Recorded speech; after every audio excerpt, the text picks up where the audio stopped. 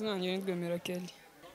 Mbere na mbere ndamanza gushimira abateguye amahugurwa ko hari benshi byafashije. Njye nari nsanzwe nyine ariko hari bamwe nyine babonye ibyiza bya football.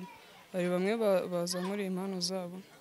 So nanjye hari icyo byamfashije kuba ndi kubana na bagenzi banjye dukorana umwitozo batwungura nyine bimwe mu myitozo tutari tuzi. Hari byinshi byadufashije ndetse n'abandi bana bagiye bava mu tundi turere ntabwo bari bazi nyine icyo football ivuze, ariko kuva ubwo bateguye aya mahugurwa hari benshi babonye ibyiza bya football. Batwigishije uburyo tugomba gutanga passe nziza tuvugana na bagenzi bacu, heading nyine dukinisha imitwe, na movement nyine mu kibuga, uko dudefanda tugiye kwataga nuko nyine nani offensive na defend. Kariyeri yanjye ngenda teganya ko umupira wanjye ntagomba kurangira mu Rwanda gusa. Nshaka kuzakina no mu mahanga nkagira icyo mfasha famille yanjye, nanjye nkagira icyo nifasha nkizamura nanjye. Iyi camp ni camp ihambaye cyane kuba bafite amahirwe yo kuba babashije kugera kuri beza banyuma batoranijwe. Ni ahantu hashobora gutegura umwana cyane cyane abana b'abakobwa bafite impano kandi bakagera kure, kubera ko ibikera ntibyabagaho, wageraga impano ntiyagaragaraga, kandi wumve n'abana batoranijwe mu gihugu hose kandi bavuye mu masantere azwi yabafashije kwitegura, bagahabwa abatoza bashoboye bakabakurikirana, bakabona ubumenyi kandi bakabasha kwiteza imbere, bakagira n'intumbero yuko n'ejo bashobora kuzagera bakagera kure, bakaba ba Messi, bakaba ba Ronaldo, bakaba bande, bakaba abakinnyi bakomeye bahambaye, kubera ko iyi ni intangiriro. Murabona ko imyaka igenda hari abagenda bavamo bitewe n'imyaka bagezemo. Uko bavamo hari abana bagomba kuzamuka bakajya mu byiciro bari barimo bagatera intambwe yaho abo bavuyemo. So icyo rero ni igikorwa cyiza, tukazagira za under 15, za under 17, za under 20, tukanagira national team ikomeye kubera ko yateguwe neza igitangira. Kandi ikindi cyanshimishije nuko n'ubushake bafite n'inyota bafite yo kuzagera kure, cyane ko benshi batabona mu mahirwe yo kugera kure, bikarangirira hano mu byaro aho baturuka, mu midugudu aho baturuka, ntibabashe kugera imbere. So iki ni igikorwa cyiza cyane cyo kubona impano, gufasha abana mu mpano zabo. Nabonye n'abatoza bafite n'ubushobozi rwose banabafashije, ubufasha bwa Ferwafa kugira ngo bishire mu bikorwa, DTN n'abantu bose babatoza bafite ubwo bufasha rwose bakabutanga, ukabona abana bafite intumbero kuko baranashoboye. Nabonye imikino yabo barashoboye, bafite ubushake, kandi ejo n'ejo bundi harimo bazavamo bakaba basifuzi bakazanagera kure harenze naho nageze, kuko byose birashoboka. Byose birashoboka ko bafite ubufasha babahereza, kandi bagakwiye kubifata bakagira discipline bakabikoresha, kandi bagakomeza no kugira iyo nyota bakaniga, n'abatoza bakomeza bakabafasha kandi bakazagera kure, kandi bikazahesha ishema igihugu cyacu.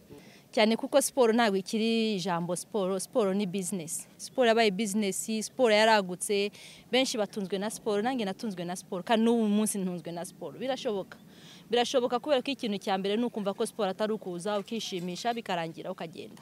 Siporo ifatanyije na discipline n'intumbero n'icyerekezo, siporo ntaho utagera, yakubera business, ikanakubera profession, ikanagutunga kandi igatunga n'abazagukomokaho, kuko ngenda umuhamya wabyo. Birashoboka cyane cyane ku bana b'abakobwa, kubera ko basigaye inyuma muri siporo zose tuvuga, bagiye basigara inyuma. Iki ni igihe cyabo rero cyo gusesiza, cyo gufata umwanya bakabifata, bakabishiramo agaciro kandi bakabikora, kandi ibyiza birizana kubera ko nawe babigusanze ukabyakira kandi ukabikora kandi ukazagera kure. Yabatunga, kandi siporo ni profession nziza imaze kugeza kuri benshi bamaze kugera kuri byinshi kandi biciye muri siporo.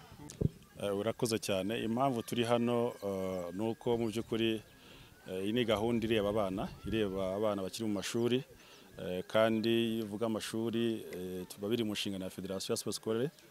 Byumvikana yuko nka Ferwafa muri gahunda nziza ifite Sport Scolaire, nuko twagiye muri gahunda kugira ngo tuzamure impano z'abana. Ubwo rero iyo twazigaragaje, Ferwafa ikikora nuko iza ikaziteza imbere kuri ubwo bushobozi, kandi nk'iyi gahunda uko yagenze neza, murabona yuko abana barayishimiye, kandi urabona ko n'abatoza bakuru ku rwego rw'igihugu barahari. ku buryo mu minsi iri imbere tuzaba dufite ikipe nationale ishingiye ko uyu munsi turi kubategura neza duhereye muri sport scolaire cyane rwose. Ubu ngubu sport scolaire irimo irakora neza cyane, turimo turagaragaza impano z'abana. Dufite ama centre d'excellence twashizeho aho dukora competition d'abord mu mashuri, noneho abafite impano nziza kurusha abandi tukabashyira muri ama centre.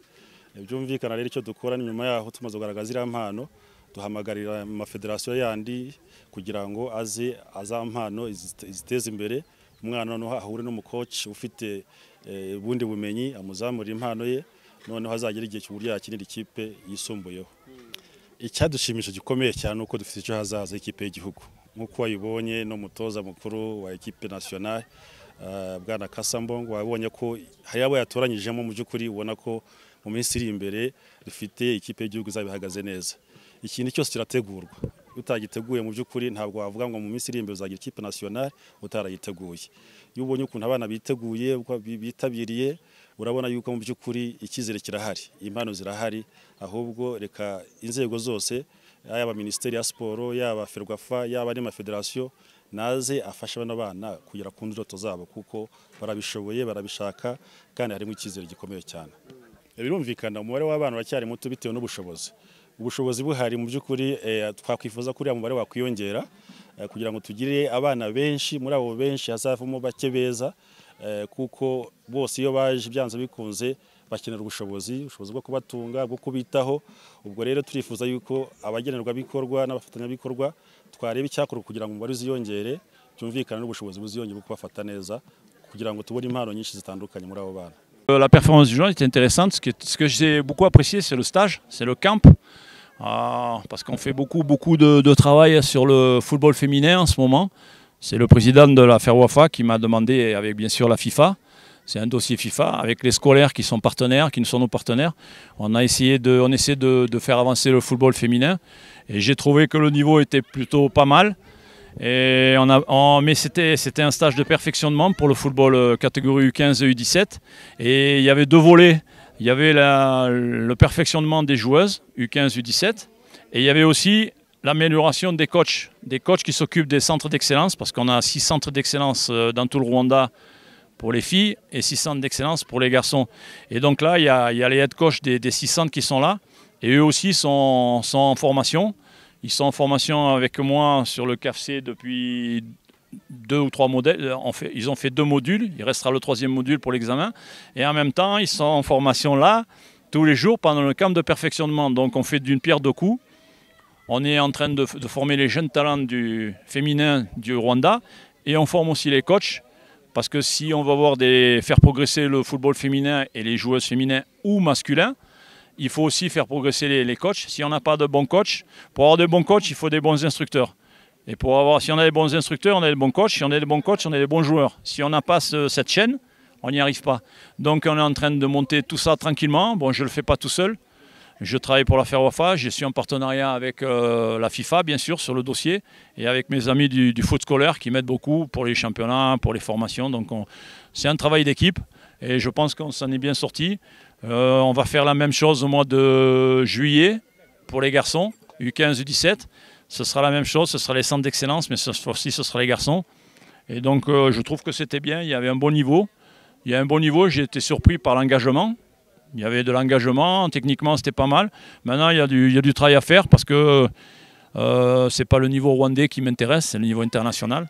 Il faut essayer de former des joueuses qui tiennent le choc au niveau international, et c'est en faisant des camps de ce niveau-là, en renouvelant ces camps-là, qui vont nous apporter de la progression. Oui, le programme il est déjà ficelé pour l'année dernière, on l'a déjà fait. On a mis en place les centres d'excellence. Cette année, on met en place les camps et les formations. Et l'année prochaine, je pense que je vais doubler les camps. On en a un peu discuté avec mes partenaires là, techniques. Et je pense qu'on va essayer de monter 2 camps pour les féminines et 2 camps pour les masculins.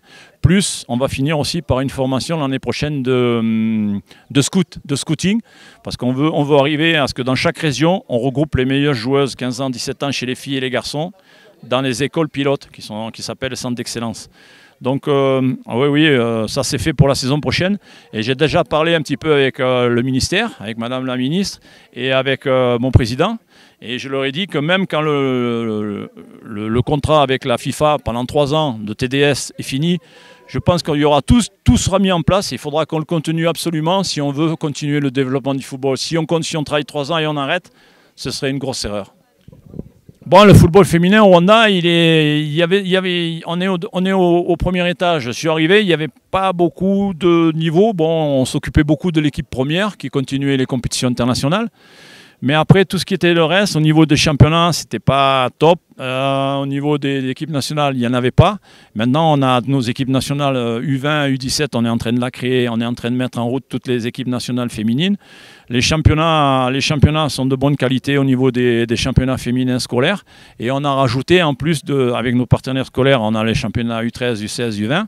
Et maintenant, on a rajouté aussi pour le foot scolaire le championnat U20 pour les clubs de première, deuxième division, des clubs pro, et le championnat U17. Et en septembre-octobre, on rajoutera les 15 ans.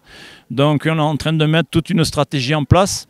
On commence à voir un petit peu les bénéfices. On commence à sentir que déjà, c'est déjà mieux. On a fait des progrès, mais on est en progression. C'est-à-dire il y a encore de la marge. On était pratiquement inexistant il y a quelques années. Maintenant, on est compétitif dans les structures, dans les formations, dans les camps. Mais maintenant, il faut travailler comme ça pendant 2, 3, 4, 5 ans pour qu'on ait vraiment les bénéfices. Parce qu'une formation, ça dure 6, 7 ans. Ce n'est pas en 2, 3 ans qu'on fera monter le football féminin ou le football masculin ou le développement. Ça dure 6, 7 ans. Je vous donne un exemple. Moi, je suis français. J'étais dans la première promotion de la création des centres d'excellence, des centres de formation de clubs pro. C'était en 76-77. Donc les Français ont créé, mon pays a créé ça, a créé les centres, les académies et les centres de formation qu'on appelle avec les clubs, dans les clubs de première division en 76-77. On a été champion du monde en 98. Comptez un peu, ça fait quelques années, hein. Ça fait quelques années où il a fallu bosser pour arriver à être champion du monde. Et je souhaite le même parcours pour le Rwanda, mais il va falloir bosser. Mais on peut y arriver, il y a de la qualité, peut-être pas au niveau championnat du monde, mais en Afrique, on a quelque chose à faire. Et une fois qu'on sera dans les top niveaux en Afrique, on s'occupera du niveau mondial. Mais voilà, je pense qu'il y a quelque chose à faire. Il y a de la qualité, il y a des bons entraîneurs, il y a des bons joueurs, il y a des structures. Mais il faut que tout le monde se mette et comprenne bien qu'il n'y a pas que... Il y a deux choses. Il y a l'équipe nationale, notre équipe nationale féminine et masculine, qui représente la vitrine. Ça, c'est la vitrine du football rwandais. C'est à travers eux qu'on dit si on a un bon football ou pas. Mais pour avoir une bonne vitrine, il faut qu'au développement, les gens comprennent qu'il faut qu'on développe beaucoup plus, qu'on fasse beaucoup plus de stages et qu'on se donne les moyens pour former de meilleurs joueurs, pour que dans 3-4 ans, notre équipe nationale masculine et féminine soit à un niveau au-dessus. Si vous ne travaillez pas le développement, dans 5 ans, vous allez redescendre.